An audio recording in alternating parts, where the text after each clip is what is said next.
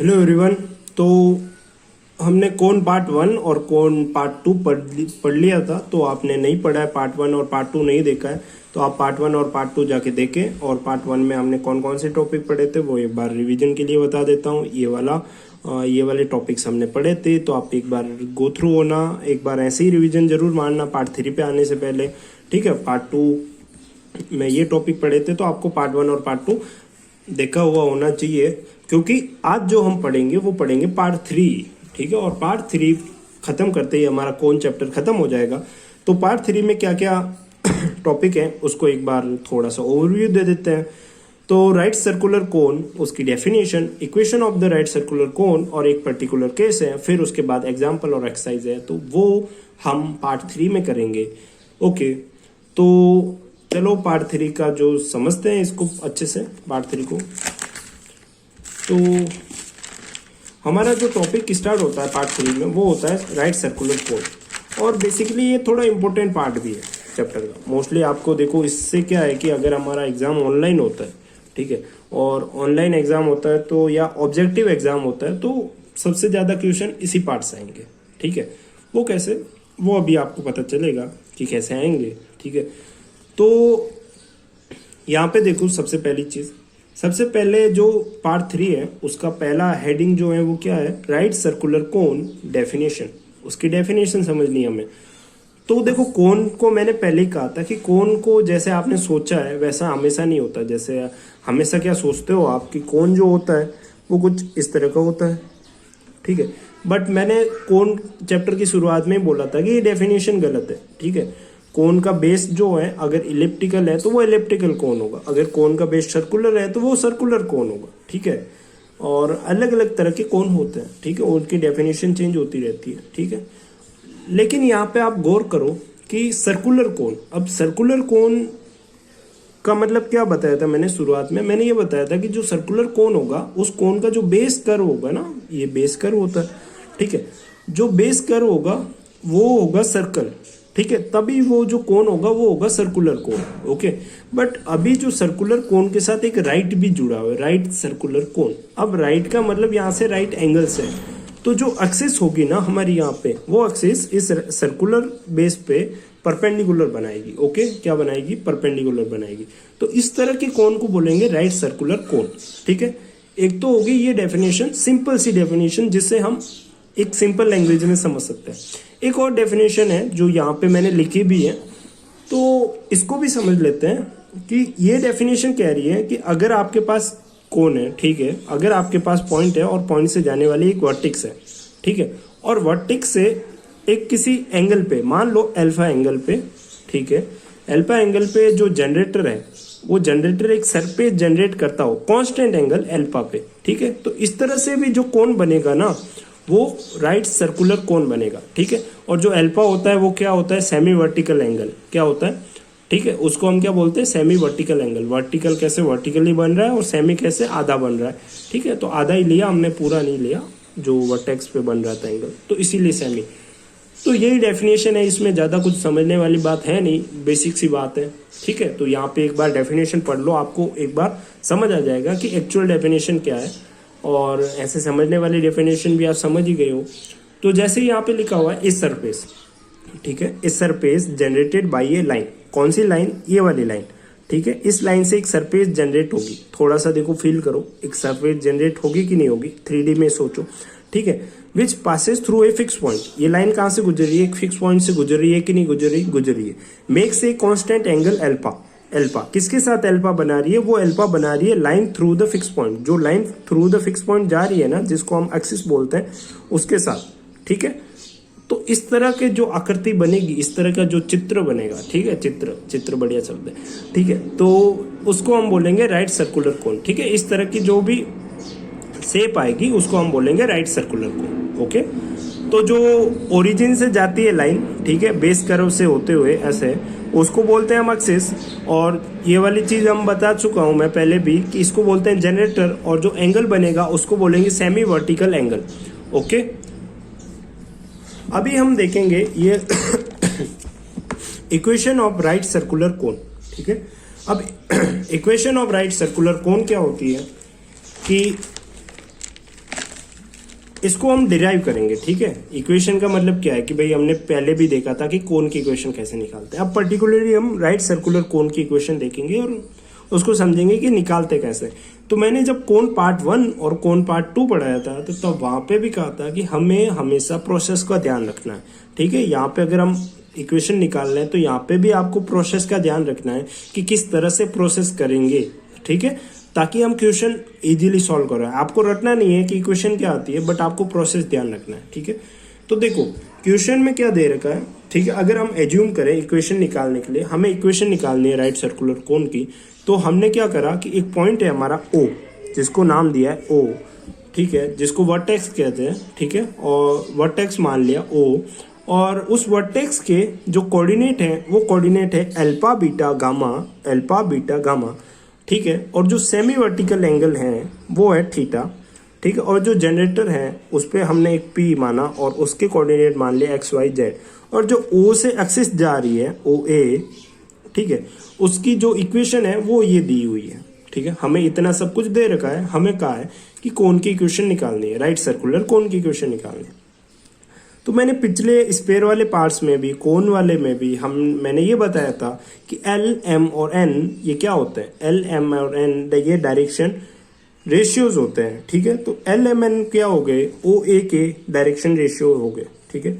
मैंने पिछले पार्ट्स में ये भी बताया था कि किसी भी लाइन के डायरेक्शन रेशियो कैसे निकालते हैं, तो वो भी बताया था। तो इस तरह से जो लाइन OP है, ठीक है, OA के तो हमें पता चल गए L, M और N, और जो लाइन OP है उसके डायरेक्शन रेशियो क्या आएंगे, x minus alpha, y minus beta, z minus gamma, ठीक है, ये आ जाएंगे डायरेक्शन रेशियोज। अब ऐसा क्यों कर रहे हैं वो आपको अभी पता चल जाएगा, ठीक है। अब आपको देखो यहाँ पे ध्यान रखना है, अगर ये जनरेटर है और अगर इसे कांस्टेंट एंगल थीटा से इस जनरेटर को मैं चारों ओर घुमाऊं 3D में, ठीक है, तो यहाँ पे एक ऐसा कोण बनेगा इस तरह से, ठीक है। तो ये कैसा कोण हो गया, ये कोण मेरा हो गया राइट सर्कुलर कोण। यही तो डेफिनेशन हमने समझी थी, ठीक है। बस अब इसकी इक्वेशन निकालनी है। अब मेरे को 3D में, जब मैंने 3D पढ़ी थी 12th में, ठीक है, या आपने पढ़ी होगी तभी तो कॉलेज आए हो, ठीक है। तो हमने एक फॉर्मूला देखा था कि दो लाइंस के बीच में 3D में कॉस थीटा का एक फॉर्मूला होता है, और वो फॉर्मूला क्या होता है कॉस थीटा का, वो फॉर्मूला होता है कि डायरेक्शन कोसाइन ऑफ लाइन, इस लाइन का और इस लाइन का डायरेक्शन कोसाइन और इस लाइन का डायरेक्शन कोसाइन, दोनों का डॉट प्रोडक्ट कर लो तो वो किसके इक्वल आएगा, इन दोनों के बीच में बनने वाले एंगल के इक्वल आएगा, एंगल के कॉस के इक्वल आएगा। ओके, तो इसको समझते हैं। जैसे तो सबसे पहले हमें तो डायरेक्शन रेशियो पता है, तो हमें अगर कॉस थीटा निकालना है अगर इन दोनों लाइनों के बीच का, तो हमें इनका डायरेक्शन कोसाइन निकालना पड़ेगा। अगर डायरेक्शन कोसाइन निकालना है तो मैं क्या करूंगा, जो हमारी लाइन ओपी है, ओपी लाइन कौन सी है, ये है, ठीक है। तो इसका ये है। अब इसका डायरेक्शन रेशियो कैसे निकालते हैं, सॉरी ये डायरेक्शन रेशियो है, तो इसका डायरेक्शन कोसाइन कैसे निकालते हैं, इन तीनों का स्क्वायर करूंगा और मैं डिवाइड कर लूंगा, ठीक है। तो इसका क्या आएगा, डायरेक्शन कोसाइन क्या आएगा, डायरेक्शन कोसाइन आएगा x minus alpha root x minus alpha का whole square plus y minus beta का whole square plus z minus gamma का whole square, same to same, ठीक है। ये आ जाएगा y माइनस बीटा, ठीक है, ये आ जाएगा, और z माइनस गामा का होल स्क्वायर, ठीक है। ऐसे कैसे, same to same, z minus gamma का अंडररूट x माइनस अल्फा का whole square plus y minus beta का whole square plus z minus gamma का होल स्क्वायर, ये आ जाएगा। ओके, चलो ऐसे कैसे, डायरेक्शन OA का क्या आएगा, बहुत simple, L under root L square plus M square plus N square, ठीक है। M का under root L square plus M square plus N square, ठीक है। ऐसे कैसे, N under root L square plus M square plus N square, ठीक है। तो अब देखो ये x कोऑर्डिनेट मान लेता हूँ, तो यहाँ पे आई कैप, जे कैप और के कैप लगा लेता हूँ, यहाँ पे भी आई कैप, जे कैप और के कैप लगा लेता हूँ, ठीक है। और इन दोनों का डॉट प्रोडक्ट कर लेता हूँ। डॉट प्रोडक्ट में पता है कि आई का आई से, जे का जे से और के का के होगा, बाकी सब जीरो हो जाएंगे। आपको पता होगा, इतनी बेसिक बात पता होनी चाहिए, तो ये नहीं बताऊंगा। तो जब इन दोनों के डायरेक्शन कोसाइन को, ये फॉर्मूला होता है कॉस थीटा का 3D में, तो कॉस थीटा डायरेक्शन कोसाइन इस लाइन का, जो लाइन हमारी ये थी, और डायरेक्शन कोसाइन इस लाइन का, ठीक है। इन दोनों का हमने क्या करा, डॉट प्रोडक्ट करा, ठीक है। तो जो डॉट प्रोडक्ट आएगा वो ये आएगा, बेसिक बात है, ये नहीं समझाने वाला कि डॉट प्रोडक्ट कैसे करा। आपको अगर समझना भी है तो ये समझ लो कि जैसे 2 i cap plus 3j cap plus 5k cap होता है और यहाँ पे डॉट होता है, तो 3i cap plus 2j cap और 3k कैप लिख लो वापस से। तो 3 ये कितना होगा 6, बाकी 3i का j और k के साथ 0 हो जाएगा। आपको पता होता है डॉट प्रोडक्ट ऐसे कैसे 2 का होगा। तो सेम टू सेम मैंने यहाँ पे भी यही करा है कि जो हमारा ये था ना, ये इसके साथ किसका मल्टीप्लाई होगा, सिर्फ i l का। ठीक है, तो देखो नीचे ये सब आ जाएगा, ठीक है, इन दोनों का रूट का, और ये आ जाएगा, ये आ गया। अब क्या करूंगा मैं, नीचे वाले पार्ट को cos थीटा को उस तरफ भेज दिया और इस वाला ये वाला पार्ट इस तरफ रह गया। अब दोनों साइड में मैंने क्या करा, स्क्वायरिंग करा। ठीक है, बस वही करा है, इस तरफ भेजा और इसको इस तरफ रख दिया। अब स्क्वायरिंग करा, स्क्वायरिंग करने पे मेरे पास ये इक्वेशन आ गई। ये इक्वेशन किसी की आई, राइट सर्कुलर कोन की। ठीक है, बट अब रटना नहीं है, मैंने पहले कहा रटना नहीं है। हम क्या करते हैं, प्रोसेस को याद रखते हैं। तो प्रोसेस को याद रखने में आपको एक बार थोड़ा सा याद करवाते हैं कि जो प्रोसेस था उस प्रोसेस में हमारा OP और ये था OA। ठीक है, तो जो OP और OA था, तो हमने क्या करा, हमने एक्सिस के डायरेक्शन कोसाइन निकाले। स्टेप 1 क्या था हमारा, अगर स्टेप्स में याद करना चाहते हो तो एक्सिस के क्या निकालोगे, डायरेक्शन कोसाइन। ठीक है, स्टेप 2 में आपने क्या करा, जनरेटर या लाइन, ठीक है, जनरेटर के भी डायरेक्शन कोसाइन निकालने हैं आपको। और फिर आपको क्या करना है, जो थीटा, ठीक है, उसको cos थीटा के फॉर्मूला लगना है। cos थीटा का फॉर्मूला क्या होता है, डायरेक्शन, इन दोनों के डायरेक्शन कोसाइन का, इसको 1 दे देता हूँ, इसको 2 दे देता हूँ, तो 1 और 2 के डॉट प्रोडक्ट लेना है डायरेक्शन कोसाइन का। ये 3 स्टेप करें और राइट सर्कुलर कोन की इक्वेशन आ जाएगी। तो रटना नहीं है, ठीक है, बस। तो ये अपना दूसरा पार्ट खत्म हो गया। ठीक है, मतलब दूसरा टॉपिक खत्म हो गया पार्ट 3 का। अब एक पर्टिकुलर केस देखते हैं। पर्टिकुलर केस ये है कि वहां पे हमने अल्फा बीटा और गामा लिया था ना वर्टेक्स को। अब ये कहता है कि अगर वर्टेक्स को ओरिजिन ले ले, ठीक है, और एक्सिस जो हमारी है वो जेड एक्सिस है, तब इक्वेशन ऑफ कोन क्या होगी। तो आपको मैं एक होमवर्क देता हूँ, या होमवर्क क्या, मैं बता ही देता हूँ आपको। ये वाला सवाल है ना, इस मेथड से करना है। ठीक है, कि जेड एक्सिस के डायरेक्शन कोसाइन निकालना है। अब जेड एक्सिस का डायरेक्शन कोसाइन होता है के कैप। ठीक है, बस इतना याद रखो, क्या होता है, सिंपल के कैप। और वर्टेक्स आपको दे रखी है और आपको इक्वेशन ऑफ लाइन के निकालने। ठीक है, तो फिर दोनों का cos थीटा करके फिर आपको निकालना है। और हम कैसे निकालेंगे, हम एक सिंपल सी ट्रिक से निकालेंगे। अब हमें इतना सब कुछ कहा है, तो मैंने क्या करा, ये रहा मेरा ये, और ये मेरी रही जेड एक्सिस, ये मेरा रहा वर्टेक्स, ये जेड एक्सिस। ठीक है, तो ये हो गया जेड।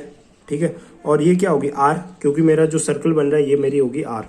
और ये जो सेमी वर्टिकल एंगल है वो है अल्फा। तो मैं tan अल्फा क्या लिख सकता हूँ, R/Z।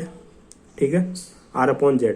ठीक है, और जो आर जो होगा वो मेरा क्या होगा, सर्कल है। तो सर्कल का क्या होता है, x² + y²। ठीक है, यही होता है। रेडियस किसकी इक्वल होती है, x² + y²। सर्कल की इक्वेशन से पता है। तो z tan अल्फा ये, और स्क्वायर करने पे ये इक्वेशन आ गई। तो ये पर्टिकुलर केस की इक्वेशन है। अब देखो, इसको ऐसे याद नहीं करना है कि z² tan² अल्फा, ऐसे याद नहीं करना है। याद कैसे करना है कि जो एक्सिस थी, एक्सिस का स्क्वायर किसके साथ है, tan अल्फा के साथ। अब अगर कल को एक्सिस x एक्सिस हो जाए, तो यहाँ पे स्क्वायर किसका आएगा, x² का, और यहाँ पे क्या हो जाएगा, z² हो जाएगा। समझ रहे हो। अगर ऐसा लिख दे कि जो वर्टेक्स तो हमारा है 0,0,0, ठीक है, ये दे रखा है 0,0,0, और जो एक्सिस है वो एक्सिस है हमारी x एक्सिस, तब इक्वेशन क्या होगी। तो आपको फटाफट से क्या करना है, x² tan² alpha y² + z²। ठीक है, अब z की जगह x आ जाएगा यहाँ। तो ये बात ध्यान रखना। अब मैं पहले बोला था ना कि ऐसे क्वेश्चन MCQ या ऑब्जेक्टिव टाइप के छोटे और स्मॉल क्वेश्चन बन सकते हैं ऑनलाइन एग्जाम की दृष्टि से, इस पार्ट से। तो ऐसा इसलिए क्योंकि जैसे ये राइट सर्कुलर कोन की पर्टिकुलर इक्वेशन आई ना, तो ऐसे बहुत सारे क्वेश्चन बना सकते हैं कि 0,0 देके, जेड एक्सिस देके, एक्स एक्सिस देके, या वर्टेक्स थोड़ा सा चेंज कर ले, तो आपको फटाफट से, इसमें क्या ज़्यादा टाइम नहीं लगता। तो ऐसे इस टॉपिक पे ज़्यादा क्वेश्चन बनने के चांसेस हैं। तो ठीक है, तो ऑब्जेक्टिव बनने के भी ज़्यादा चांसेस हैं। तो ये हमारे 3 पार्ट हो गए। ठीक है, तो ये हमारी थ्योरी खत्म हो गई इस पार्ट की, और हम 3 क्वेश्चन देखेंगे अच्छे से। बाकी इस बाकी क्वेश्चन हम एक्सरसाइज के जो भी क्वेश्चन है वो भी देखेंगे, बट वो क्वेश्चन पार्ट 1 और पार्ट 2 में कुछ क्वेश्चन इस एक्सरसाइज में लिंक है, ठीक है। तो आपको पार्ट 1 और पार्ट 2 के टॉपिक अच्छे से होने चाहिए, तभी ये एक्सरसाइज अच्छे से होगी। और जो इस पार्ट के जो रिलेटेड क्वेश्चन है ना वो मैं करवा रहा हूँ। जैसे पहला क्वेश्चन है कि find the equation of the right circular cone whose vertex is 0,0,0 and axis and the semi vertical angle is alpha, ठीक है। Find the equation of the right circular cone whose vertex is 0,0 and axis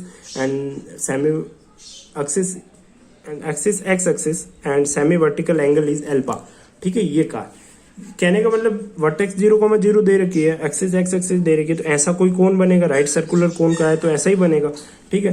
तो एक तो हमारे पास क्या है कि वो है सिंपल सा फॉर्मूला है। सिंपल सा फॉर्मूला क्या है कि y square plus z square sorry x square बराबर z square ten square alpha. ये पर्टिकुलर केस हमने निकाला था, जब कब निकाला था, जब वर्टेक्स 0,0,0 हो जाए और एक्सिस जब जेड एक्सिस थी तब ये निकाला था। अब यहाँ पे एक्सिस एक्स दे रखी है, तो मैंने पहले ही कहा था एक्स को रिप्लेस कर दो एक्स स्क्वायर और एक्स को यहाँ से रिप्लेस कर दो जेड से, ठीक है। 10 के पास एक्सिस को बिठाना है, ठीक है। तो ये आ जाएगा इनका सिंपल सा, इतना बड़ा सवाल एक लाइन में कंप्लीट हो गया, ठीक है। तो एक तो ये आ गया सीधे से इनका, ठीक है।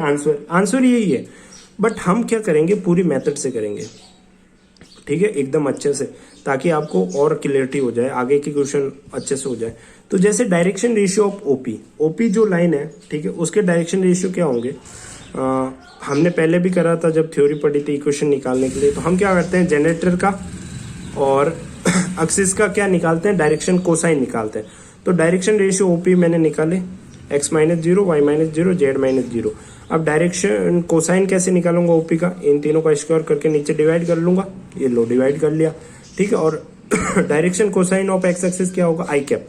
अब ये ध्यान रखना, एक्स एक्सिस का डायरेक्शन कोसाइन होता है आई कैप, वाई का होता है डायरेक्शन कोसाइन जे कैप, और जेड का डायरेक्शन कोसाइन होता है के कैप, ठीक है। ऐसे इसको कहीं एल एम एन भी नाम से दे देते हैं, तो वो कैसे लेते हैं वो नहीं।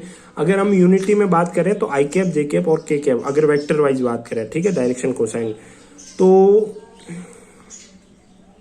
कॉस एल्फा, अब कॉस थीटा का फॉर्मूला मैं पहले ही बता चुका हूं, बट यहाँ पे अब सेमी वर्टिकल एंगल कितना है, एल्फा। तो यहाँ पे कॉस एल्फा क्या होगा, एक्स, इसके डायरेक्शन कोसाइन ओपी के, और ओ ए के जो हमारी एक्सिस है इसको ओ ए नाम दे दो, ठीक है। तो इन दोनों के मल्टीप्लाई होंगे, तो ये डायरेक्शन कोसाइन आ गया जनरेटर के, और ये आ गया उस एक्सिस के। अब आई कैप से सिर्फ आई कैप का होगा, बाकी सब तो जीरो हो जाएगा, तो यहाँ पे आई कैप 1 हो जाएगा और ये बचेगा। अब स्क्वायर करूंगा तो क्या हो जाएगा, यहाँ स्क्वायर और ये क्या आ गया, देखो ये कॉस स्क्वायर, ये इसका उस तरफ भेजा। अब क्या कर सकते हो, कॉस स्क्वायर को इसके नीचे भेजोगे तो ये किस में बच जाएगा, सेक स्क्वायर अल्फा, ठीक है। अब सेक स्क्वायर अल्फा क्या होता है, 1 + tan स्क्वायर अल्फा। तो अब एक्स स्क्वायर से एक्स स्क्वायर कट जाएगा और पीछे ये रहेगा, तो अल्टीमेट आंसर ये आ जाएगा, जो कि हमने पहले भी पर्टिकुलर केस से कर लिया है, ठीक है। तो इस तरह से ये प्रोसेस ध्यान होना चाहिए। तो ये तो क्या है कि जनरल क्वेश्चन था, छोटा था। अब बाकी क्वेश्चन में ऐसे ही इक्वेशन निकालनी है आपको, तो ठीक है। अगला क्वेश्चन करते हैं। अगला क्वेश्चन में आपको थोड़ी सी मार पड़ेगी, यहाँ पे बहुत बढ़िया क्वेश्चन है। So that the equation of the right circular cone whose vertex is origin, ठीक है, उसकी वर्टेक्स ओरिजिन पे दे रखी है, और सेमी वर्टिकल एंगल कितना दे रखा है, थीटा, और direction cosine of the axis, axis के डायरेक्शन कोसाइन क्या दे रखे हैं, cos alpha, cos beta and cos gamma, okay. तो ये दे रखे हैं, तो इसको अच्छे से करते हैं क्वेश्चन को, ठीक है। तो यहाँ पे मैंने पेज थोड़ा खराब था, तो वापस ही यहाँ पे करा। तो ये देखो, ये हमारा था, और हमने इससे क्या पूछा, डायरेक्शन कोसाइन क्या दे रखे थे, cos alpha, cos beta and cos gamma. और ये हमारा क्या था, ये प्रूव करना है कि ये राइट सर्कुलर इक्वेशन की सॉरी राइट सर्कुलर कोन की इक्वेशन है ये ठीक है। तो जो वर्टेक्स है वो हमारी है 0,0 ऐसा बनेगा, एक्सिस ही होगी, ये होगी, और ये हो गया जनरेटर। इसके तो डायरेक्शन कोसाइन दे रखे हैं, ठीक है। तो एक्सिस के डायरेक्शन कोसाइन क्या हो गए, ये वाले, और कॉस एल्फा, कॉस बीटा और कॉस गामा, और उसके मैं मान लेता हूँ एल और एम और एन, जो लाइन है ना उसके मैंने मान लिए एल और एम और एन। प्रूव करना है। ऐसा क्यों माना एल और एम? क्योंकि मेरे को ये इक्वेशन लानी है इसलिए माना। अभी आपको समझ आ जाएगा कि एल और एम और एन क्यों माना।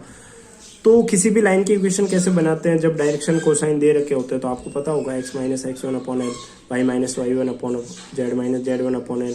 अब यहाँ पे एक्स वन वाई वन क्या है, 0,0,0, ठीक है। तो ये एक लाइन की इक्वेशन आ जाएगी, जनरेटर की इक्वेशन आ जाएगी। और ऐसे कैसे इक्वेशन किसकी आएगी, एक्सेस की इक्वेशन आ जाएगी। तो ये आ जाएगी एक्सएन की इक्वेशन। अब कॉस थीटा दे रखा है तो वही मैं करूंगा, ठीक है। दोनों का डॉट प्रोडक्ट करूंगा, तो डॉट प्रोडक्ट करूंगा तो मेरे पास ये आ जाएगा, ठीक है। अगर ये आ गया, अब मैं क्या कर सकता हूँ, अब मेरे को पता है कि cos square alpha plus cos square beta plus cos square gamma कितना होता है, 1, ठीक है। और ये 1 होता है तो मैंने इसको तो कन्वर्ट कर लिया 1 से, ठीक है।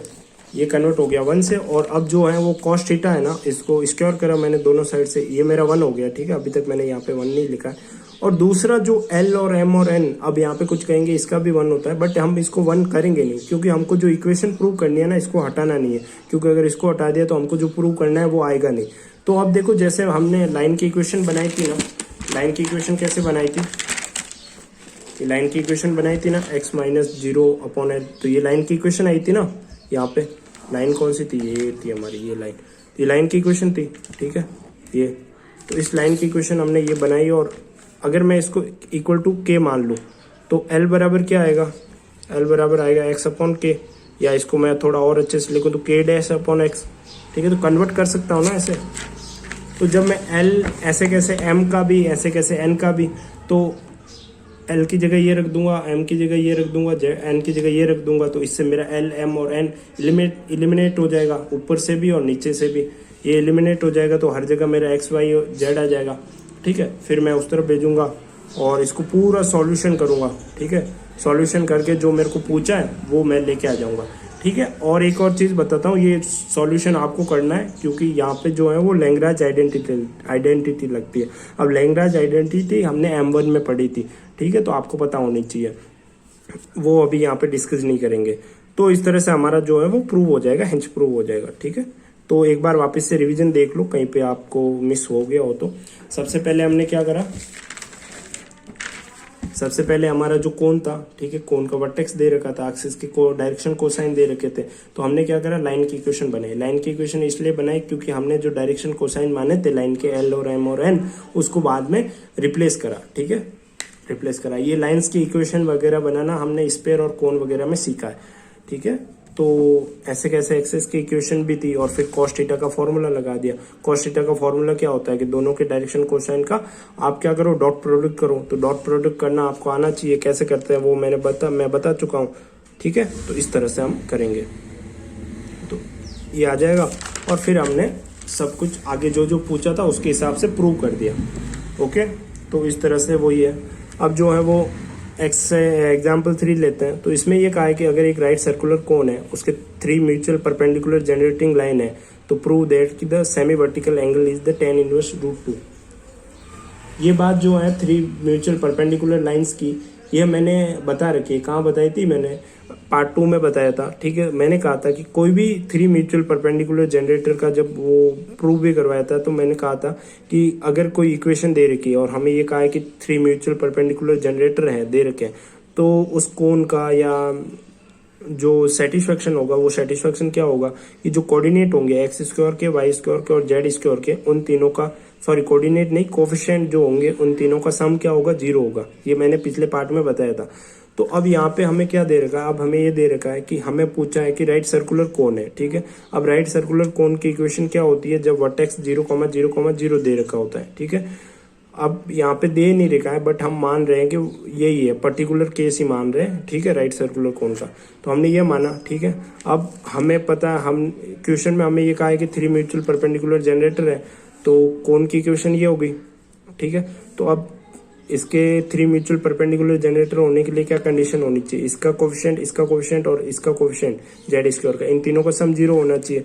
तो अब मैं इसको एक बार ऐसे ही इस तरफ लेके आ जाऊंगा, तो मेरी इक्वेशन क्या बन जाएगी, x square plus y square minus z square tan square alpha, ठीक है। तो अब कितना हो जाएगा, 1 और माइनस tan स्क्वायर अल्फा, ठीक है। अब इन तीनों को जोड़ा तो tan अल्फा की जगह कितना आ जाएगा, √2, और अल्फा की जगह आ जाएगा tan इनवर्स √2। तो ये मेरा क्या हो गया, प्रूव हो गया। हुआ कि नहीं हुआ प्रूव, यही तो पूछा था क्वेश्चन में।